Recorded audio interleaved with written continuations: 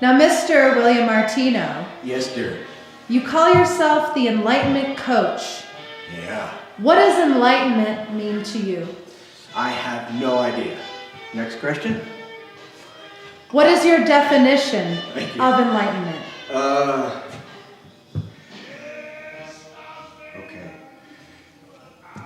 You know, enlightenment is personal coherence. Personal coherence is the luck factor in life.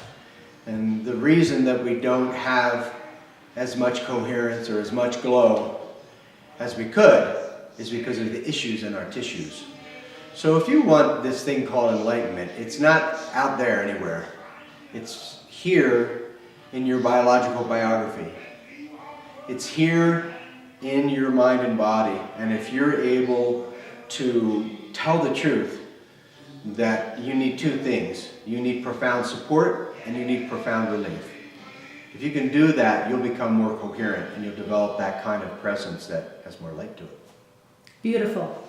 Now, clearly, you just didn't wake up one day and decide that you were an enlightenment coach. There has to be a story behind the story behind the story. So, can you enlighten us with what did you go through in your life to get to this point?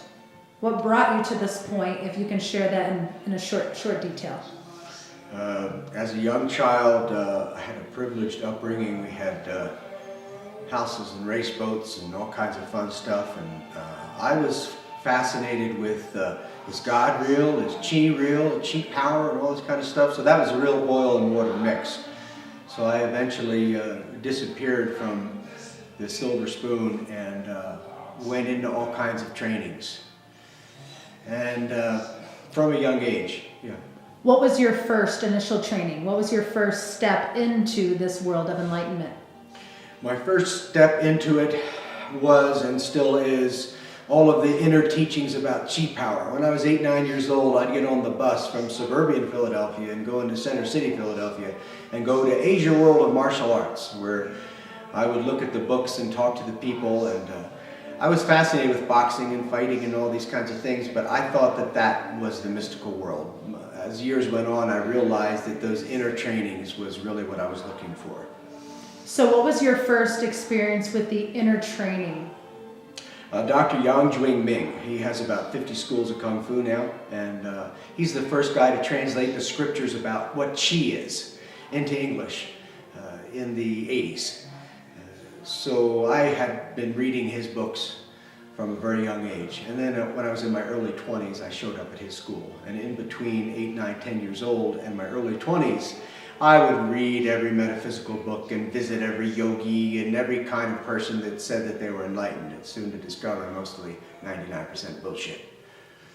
Now, if you could briefly take one step back and just define simply what Qi is for those who don't understand what Qi is. Sure. I just got that same question this morning from Shumei. Shumei is a big Japanese organization here, and they're having me teach about what Qi is in the Japanese called Ki power. And I just got done answering that same question, and I'll give you the same kind of answer. On a physical level, very simple, magnetic power. The heart has a 40-foot field of magnetic energy. The most advanced way to diagnose a heart in a hospital is a magnetocardiogram.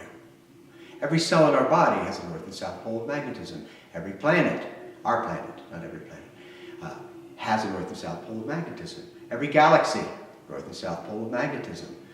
The cells in our body exchange information via electrical, chemical, magnetic information. Anytime there's electricity, there's magnetism.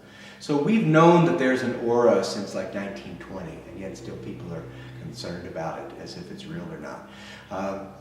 On a physical level, magnetic energy. On a spiritual level, you use that magnetic energy to try to refine your psychology and your behavior. Then that magnetic energy becomes really self-consistent, becomes like ethereal. And that's when we enter into very subtle states of mind that can repair trauma, and that can improve health and give healings and facilitate intelligence. Chi's magnetic energy on a physical level, and that magnetic energy is the fuel for spiritual advancement. Beautiful. Now, in defining this Qi and going on this lifelong, deep embodiment of discovery. How many years have you been involving yourself in this development of self to now become today what you consider as an enlightenment coach? Well, I've been off the cliff, so to speak, since I'm 8, 9 years old.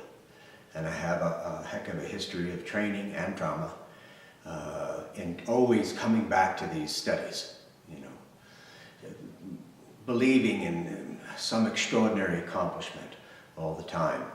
And in the last 20 years or so, I've begun teaching what I've been sharing. So I'm 51 years old, so since I'm 8 years old, it really has been a daily obsession. So would you say that this has become your life? Yeah, day and night, every conversation.